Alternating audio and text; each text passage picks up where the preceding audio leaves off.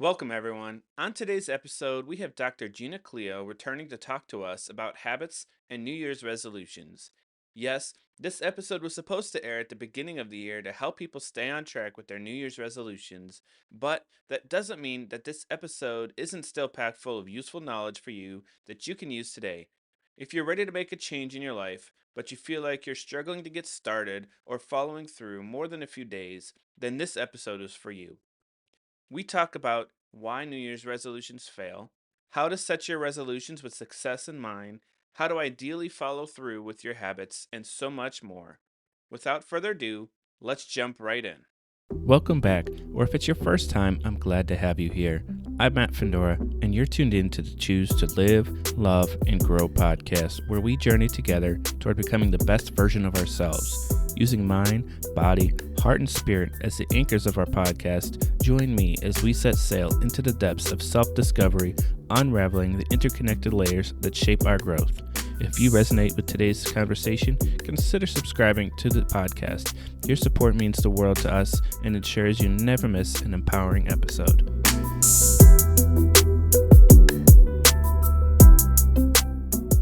All right, how are you doing today, Gina? I'm great, Matt. It's so lovely to be back with you. Absolutely. I'm really excited. I think this is the perfect way to start off the new year. And I couldn't think of a better person to have the first conversation of the new year with than somebody who really isn't just an expert in all things that this whole New Year's really is about, which is, starting fresh, starting with our habits, recreating all of those types of things. And so, I want to just jump right in and so about 8 to 9% of people actually complete their New Year's resolutions. So what would you say is the biggest reason that that number is so small? Oh, it's so tragic, isn't it? Because so many of us set goals at this time of year. I think one of the biggest contributions, and it's something I see year in and year out, is we're setting goals that are either too big and or we're setting too many goals. Often our goals resemble something like Santa's Christmas wish list. There's just too many things on there. And our brain isn't capable of making all those changes. I think as well, we often start the new year with this misconception that we've got all this new motivation is going to come. We're going to have more energy and more time, and we're going to have more resilience, and we're going to be less stressed. And it's not at all how it happens. And so I think we have all this wonderful ambition, but the realities become very, very different. So what would you recommend then? How should people start their New Year's if they want to start off successfully? Okay, so firstly, set a very specific goal, something that you can measure, something that you can write down and tick off every time that you've done it, and make it so small you feel like you can't say no to doing it. And I know this is really hard to do, especially for people who tend to be high achievers or like all or nothing thinkers, because we want to achieve all our goals yesterday. We don't want to do things slowly, and I totally get that. But the hardest part of any change journey is always the first step. And we know that with everything. It's the first workout. It's the first time you walk into the gym. It's the first healthy meal that you have. It's the first time you meditate or go to bed earlier. It's the first time you don't pick up your phone when you really want to. The first is the hardest. So if we can break down some of the barriers to entry and make those first steps achievable and realistic, we're much more likely to then continue and stick to that plan and see it through to the end. And then we can increase that goal, as we go along.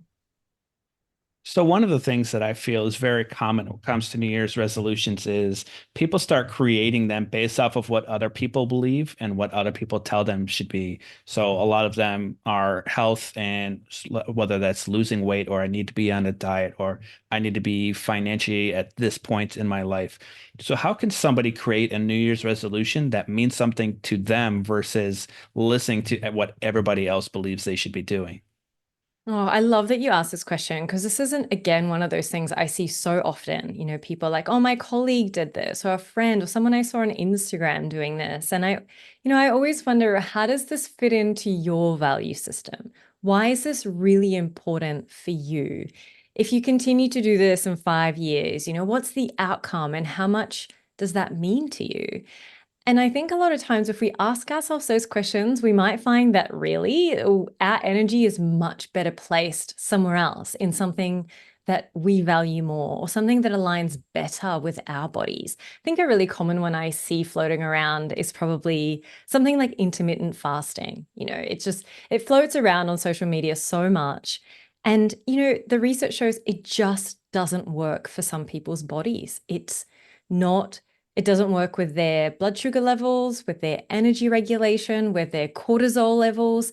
And it's actually better that some people don't intermittent fast. But because we do see it floating around, we kind of just put this blanket over it, like it must be good. So I should be doing it too.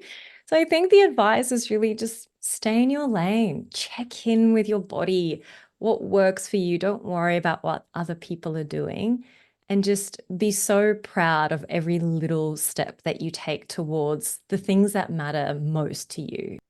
So let's say that somebody finds what that goal is. They're like, okay, this is what my New Year's resolution, and let's just stick with the health and wellness space where it's something like, hey, I want to, be a certain weight, or I want to be able to be at a certain strength level. How can somebody tell whether it's too ambitious of a goal versus it's actually, hey, I can actually achieve this throughout the year and not give up? Yeah, I guess there's two ways to find this out. One is just to set a goal and go for it. And if you're not finding that you're consistent with it, then it probably isn't going to be achievable or realistic. And the way to identify if you're consistent with something is by tracking your progress. So using something like a habit tracker, where essentially all that is you write down the goal that you're trying to achieve and you tick off every time you do it. And the goal is to do it as often as you've set out the goal to do it. And if you're finding that there's sort of a lot of gaps or loops in your habit tracker and you're not being consistent, that's a really good telltale sign that you need to scale that goal back a little bit. The other way that you could do it is by starting really small and then increasing that goal as you build the capacity and the self confidence and self efficacy to do it. And you just keep doing it till you feel like you've kind of just hit a spot where you're really comfortable with what you're achieving and how often that you're doing that goal. So sort of like work towards it or away from, I guess, the goal. Either get bigger or make it smaller. So you mentioned at the beginning, one of the things that you see a lot is that people set too many goals. So what would Mm. be the ideal number of goals to set for a new year to be able to accomplish throughout the year? And at the end of the year, be like, I successfully completed these goals. Well, it's actually like the ideal is one at a time. It's not one for the whole year. It's going to be one at a time. So that could be, if you're wanting to do, say, like a gratitude goal, and you also want to eat healthier and you want to move more and you want to start some yoga, for example, just start with just one of those. Start with just focusing on the practice of gratitude. And once that starts to become more automatic, you're doing it more frequently, it doesn't feel like you have to remind yourself to do it anymore, it feels organic, then you can add in one of the other goals. So by the end of the year, how many goals we achieve is going to be different for every person. It's going to be different for how big, I guess, your goals are or how complex they are. But if you just focus on one at a time, you're going to end the year with a whole lot more success than if you're trying to achieve more than one goal at once. Hmm. So a lot of times, these goals that we set, especially at the new year, we're faced with challenges and those roadblocks. When people face that adversity, how can they stay in the game and be consistent with their goal and not give up? Oh my goodness. I mean, setbacks are just part of the process, aren't they? At any time of year, especially the new year, because we're sort of like coming into a different schedule from holidays and to work and all sorts of things like that. But firstly, don't be too hard on yourself. I think that a real mind shift that helped me so much with accepting setbacks is a quote that I heard, and it was falling off the wagon No, it said it's not if you fall off the wagon, it's when you fall. And when I first heard it, I was in such resistance. I was like, no, that's not true. Like some people can just do it. And, I'm a high achiever. I reckon I can just make it happen. And I would prove myself wrong over and over again. And it was so frustrating. But when I finally got to a point of just accepting that setbacks are part of the process, I would then focus more on how do I come back from the setback than trying to prevent the setback. It is so pointless trying to prevent setbacks because life happens. People get unwell, people get busy, schedules change, all sorts of things will happen. And it's all about how we get back on track. The most successful people in the world, they have setbacks as well. But what makes them the most successful is their ability to get back on track and do it quickly. And the first step is self-compassion, is seeing it as part of the journey. It's learning from the process and it's getting up quickly, not waiting for Monday or next week or next month or your birthday. It's getting up now and just keeping on, keeping on.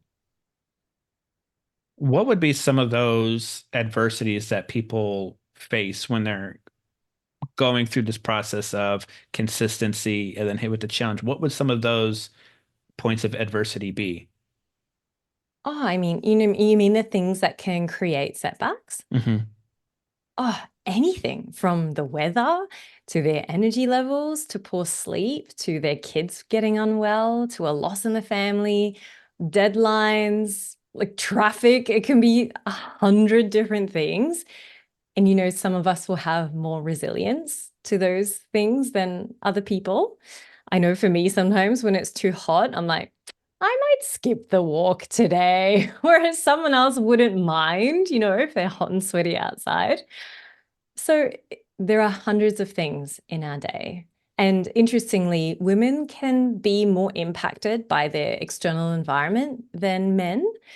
I think women can be more emotionally led than men. Men can be a little bit more robotic, systematic, like militant. So they're not necessarily as impacted by those variations as women are. But also, we can also say that for the most part, not in every family, absolutely not, but for the most part, women tend to be the primary caregivers of their children. And, I can't think of a more unpredictable thing than parenting. So that can be really challenging. Your child's unwell or they've had a poor night's sleep or they're going through some sort of growth spurt and they need you. And that tends to take priority over any other goal that you've had. Do you think that there are some things that are preventable, like knowing that we're going to face adverse actions? Is there something that we could prepare ourselves for? I think instead of trying to focus on preventing the adversities, it's really working on our internal dialogue and our own level of willpower and persistence and resilience to overcome it because they will happen. There's sometimes you're going to have a poor night's sleep, and the next day it's going to be a struggle to eat well and meditate and exercise and focus and be productive and not spend hours on your phone because when we're tired, we want to do all those self-indulgent things. So it's more about, okay, what is the smallest thing that I can do today to still achieve a small part of my goal? It doesn't have to be my whole goal, but how can I still show up for myself? So I think really the strategy is how can I work on myself to push through the times when I know I still can do a little bit, even if it's not achieving the full goal that I wanted to achieve that day. Mhm. Could you remind us what is a habit and how do we create that habit? So, a habit is essentially an automatic action or behavior that we do subconsciously that's triggered by something in our environment. And that could be our external environment, like the time of day or the place that we're in, or it could be our internal environment, like how we're feeling, for example. So, a habit example is like when I wake up, I brush my teeth, or when I get home from work, I take my dog for a walk. So, the trigger is getting up and the habit is brushing my teeth or getting home. And then the habit is walking my dog. So that's what a habit is. A behavior, on the other hand, is conscious, it's deliberate. So it's like, what should I make for dinner? That's a really deliberate thought. Or what's the best way to get from A to B?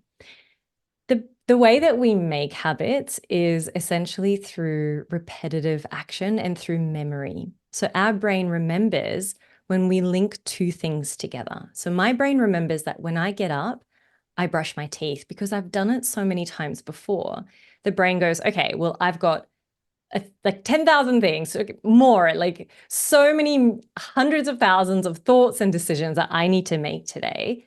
And I need to preserve some of that mental energy. And so I need to automate some of these processes. And so the way it does that, it's through memory. So it remembers that I get up and brush my teeth. I brush my teeth as soon as I wake up. So the brain goes, all right, well, I don't need to focus on remembering that anymore. Let's put that in the automated section of the brain. And that way we can preserve mental resources for other things that I might do in a novel or a unique or new kind of way. And it's the same, if you think of the first time you brushed your teeth, the first time you tied your shoelaces, or first time you drove a car. It took a lot of mental energy to learn those skills. And then after you've repeated it several times, the brain now does it, for the most part, fairly automatically. I know when I'm tying my shoelaces, I'm thinking, right, where are my keys? Where's my wallet? I've got to get out the door. And I'm doing it without thinking about tying my shoelace. So the myth is it takes 21 days to create a habit. So what does the actual research show? I love that you say it's a myth because it's such a myth. A lot of people think it's either 21 or 28 days. The actual research shows, unfortunately, it's going to depend. I hate saying that because I want to give you just a point blank number. I love being able to count down to something. Mhm.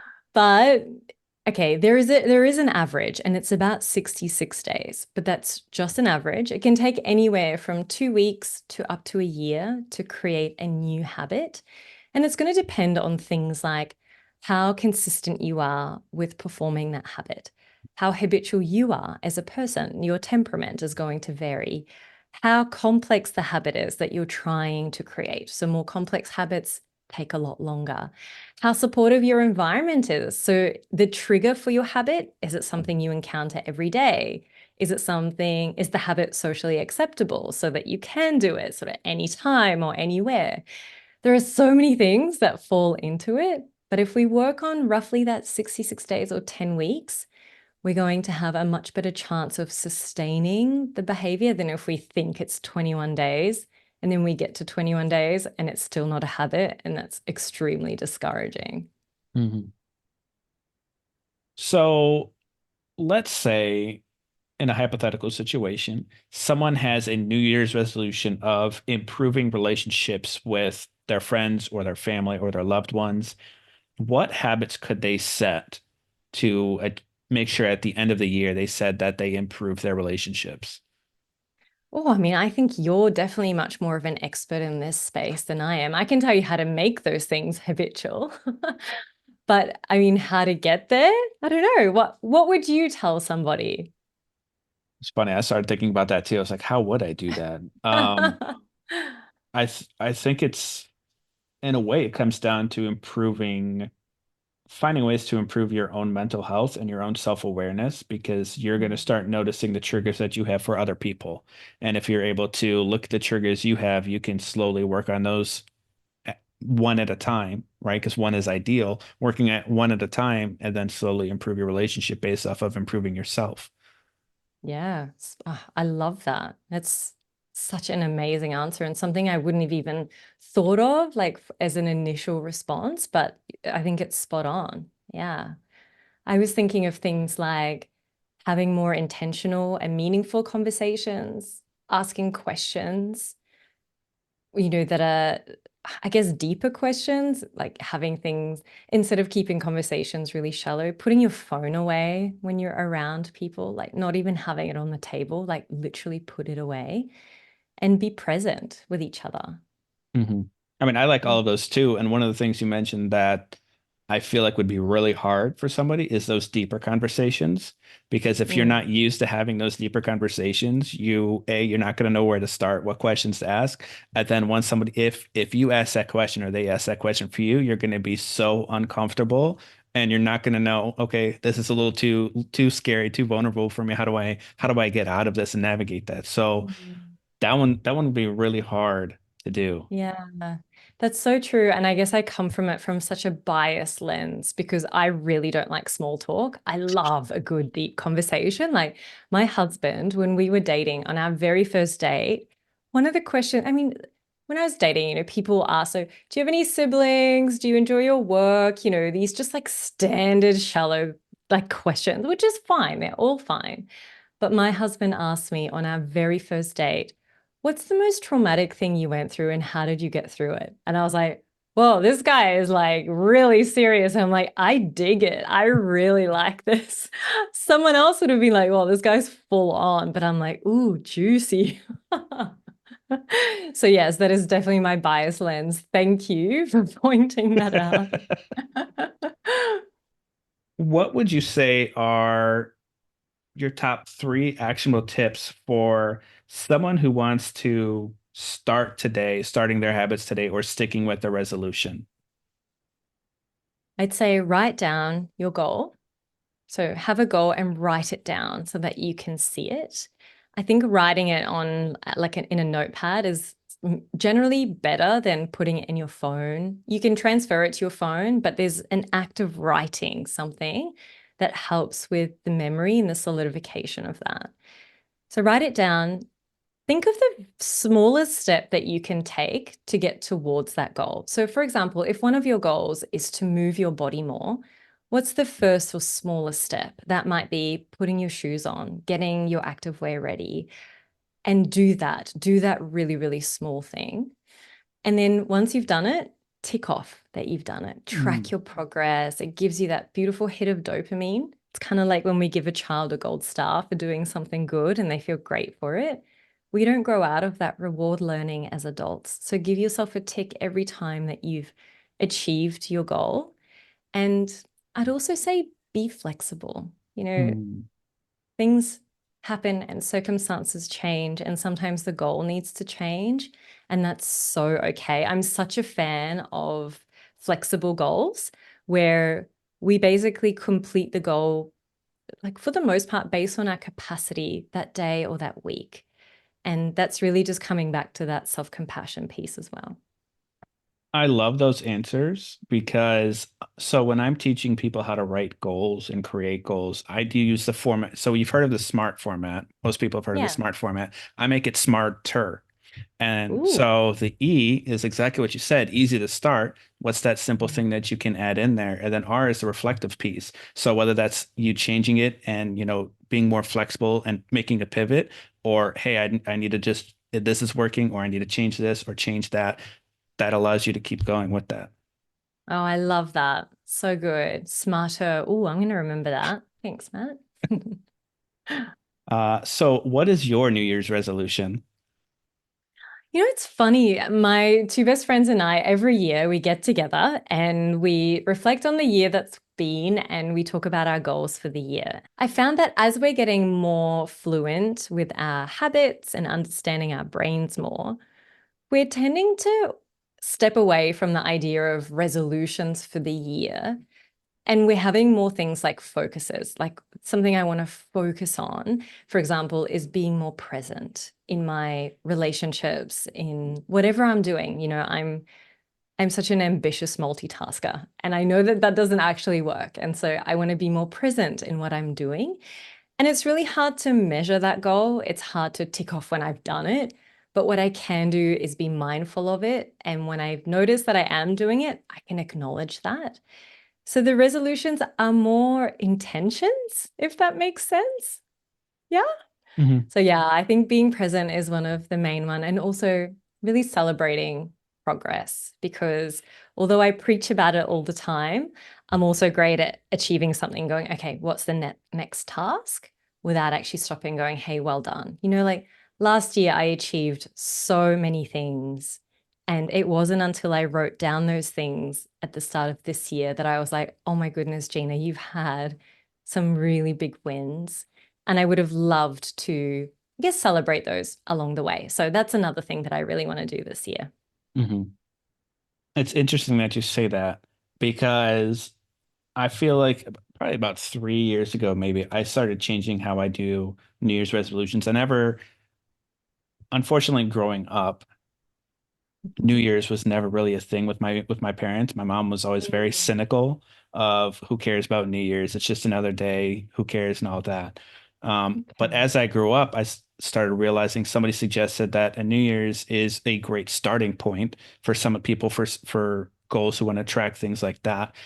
But I never really liked the idea of that, of setting a goal on New Mm. Year's because you should be setting goals all the time.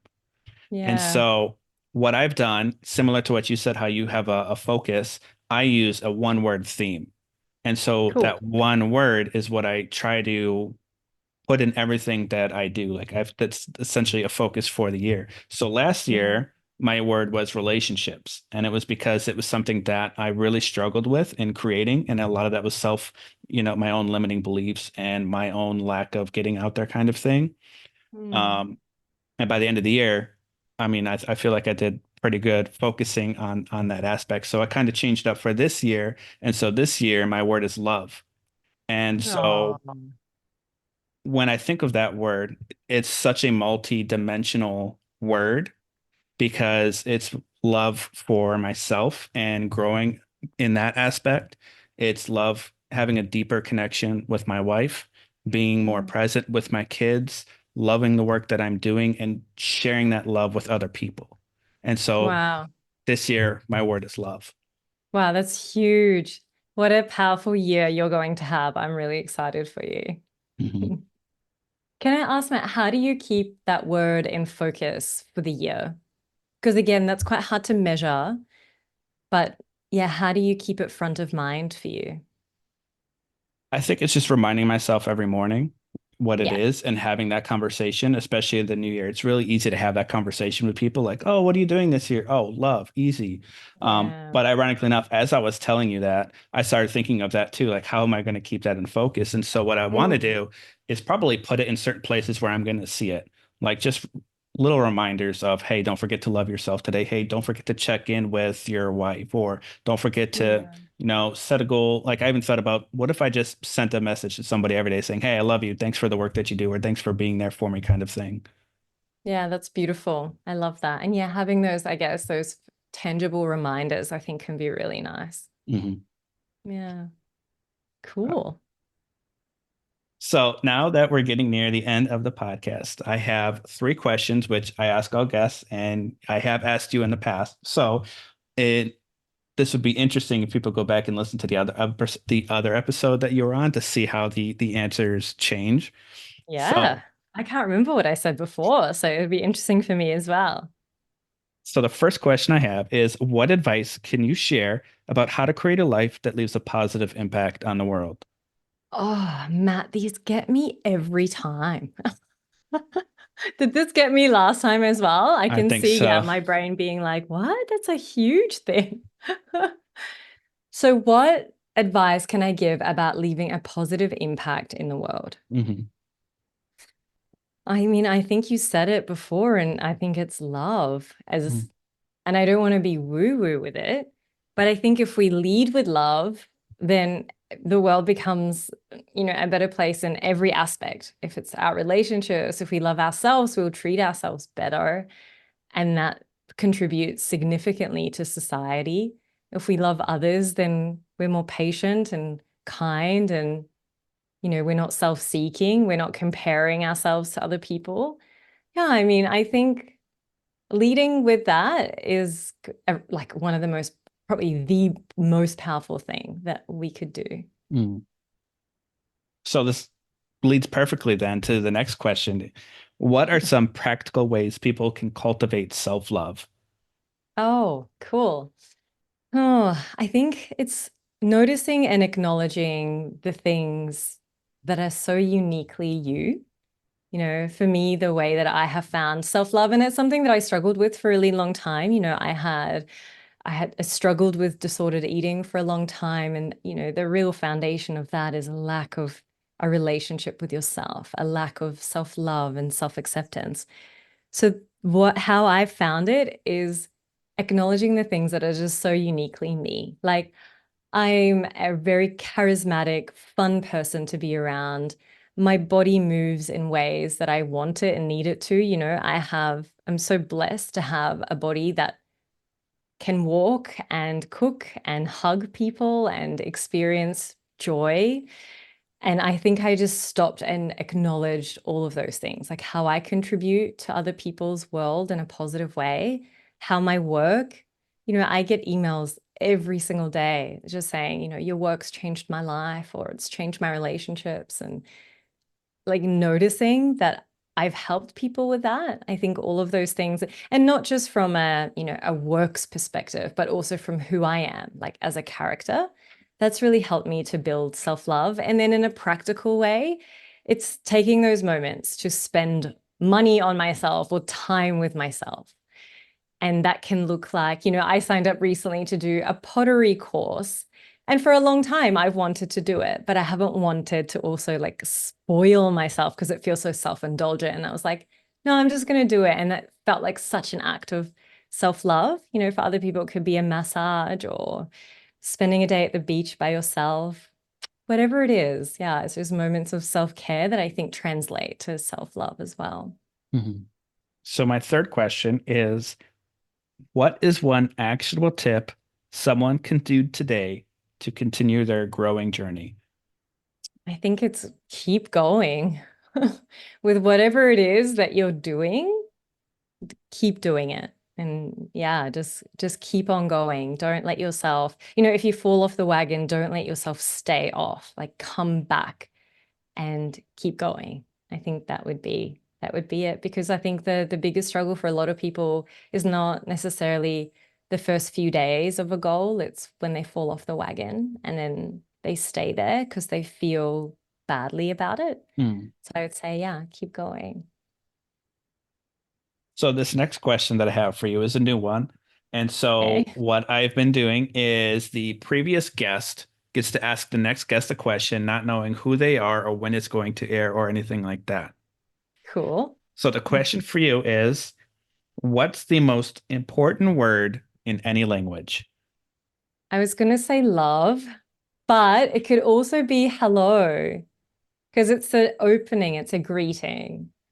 And I think a greeting opens up the world of everything then, of connection, of community, of opportunities, of friendship. So I'm going to say hello. What It's would fun. you have said? That they're It, so such hard I questions. I know. I thought about this one too for a long time. I was like, wow, what is it? Because I feel like it depends Yeah. on what angle you're looking at it from. Mm. Because I feel like love was initially my first answer. I was like, yeah, I mean, there's so many different ways to say that. But then I was like, well, what about no? No, Yeah. if you look at it in True. a certain way, no is kind of an important word. And if you can only pick one, I was like, oh, Yeah. I don't know. That's a tough one. That's so true. I guess it depends on how you define important and what the contexts are. But Mm. yeah. Good So question. it is. So you Yeah. get to ask the next guest a question, and it can be whatever question you want. I want to ask, what has been one of the most transformational lessons that you've learned in your life? That's a great question. Hmm. So, how can the audience connect with you? You can find me on my website, which is drginacleo.com. And on there is a free habit masterclass if you're interested to learn more about habits. I'm also on Instagram and my handle is at Dr. Gina Cleo. So yeah, come say hi. I read and respond to every email personally, and I would love to connect with you. And how can the audience support you on your journey? Oh, that's such a lovely question. Thank you. I think just follow, be there. You could sign up to one of the habit change courses that I offer. You can read my book. Yeah, and just honestly, just like say hello. I think knowing that my work is impacting people is by far the greatest gift. And it's truly what keeps me doing what I'm doing. Hmm. So I would be amiss if I didn't point out the fact that The Habit Revolution was Audible's top book, which is absolutely amazing. When I saw that, I was so excited for you. Oh, thank you. I could not believe it. It was just the most humbling announcement, and I was absolutely thrilled. My goal was to write a book, and I didn't have a goal past that, whether it's like number of listeners or downloads or anything like that. So, really, to receive that review, like Audible's best of the year. Oh, I was literally doing cartwheels. I just couldn't believe it. So, yeah, thanks so much for mentioning that, Matt. That's so sweet. Well, Gina, thank you so much for coming back onto the show and spreading your wisdom. And hopefully, somebody takes something from today and will apply it into their life so they can so we can raise that number from 8 or 9% to a higher percentage of completing their New Year's resolutions. Amen to that. If you're looking to level up your game and stick with your habits once and for all, well, then I have something you might be interested in. Dr. Gina Cleo has her own course called Your Habit Blueprint. Your Habit Blueprint is a step by step guide to breaking unwanted habits, building better ones, and creating a life you love living. If you struggle to stick to your goals, break free from unwanted habits, build a morning routine that works, and or stay consistent with healthy changes, then this course is for you. Your Habit Blueprint is designed to empower you with the neuroscience of habit change to master your mindset and ultimately your life. Check out drginacleo.com or use the link to her course in the show notes below. That's drginacleo.com. Hey, can you do me a favor? If you enjoyed today's episode and took something away like I did, then could you take a minute and leave a 5-star review in what you took away? Your review could be the difference maker in continuing to get even more amazing guests. You are the reason I continue to create a new podcast every week. Thank you for your continued support. No matter what you choose to do, choose to live, love, and grow. Thank you, and have an outstanding day.